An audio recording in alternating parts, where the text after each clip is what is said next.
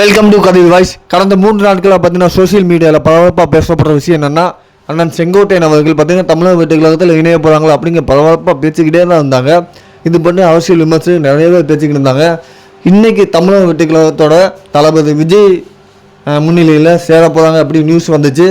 கொஞ்ச நேரத்துக்கு முன்னாடி பார்த்தீங்கன்னா தளபதி விஜய் வந்து செங்கோட்டையனை வரவேற்று கட்சியில் நினைச்சுக்கிட்டாரு. ஸோ 20 வயசு ஆரம்பித்த அரசியல் இன்ன வரைக்கும் அதிமுகவில் இருந்தார். ஒரு சில கருத்து வேறுபாட்டால் அந்த கட்சியிலேருந்து விலகி தமிழக வெற்றி கழகத்தை இணைஞ்சிட்டாங்க.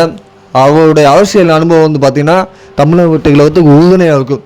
ஏன்னா அவர் வந்து எம்ஜிஆர் இவரால் தான் எம்ஜிஆர் ஜெயிச்சார் ஒருத்தர் மேடையில் சொல்லியிருக்காரு, கேள்விப்பட்டிருக்கேன். அது மாதிரி எம்ஜிஆர் ஜெயலலிதா இவங்க 2 பேர்த்துக்கும் நம்பிக்கைக்குரிய நபராக இருந்திருக்காரு. அதே மாதிரி தளபதி விஜய்க்கு நம்பிக்கைக்குரியவராக இருப்பான்னு நினைக்கிறேன். கண்டிப்பாக இவருடைய அரசியல் அனுபவம் தமிழக வெற்றி கழகத்துக்கு மேலும் மேலும் ஆதரவு பலம் அதிகம் இருக்கும்.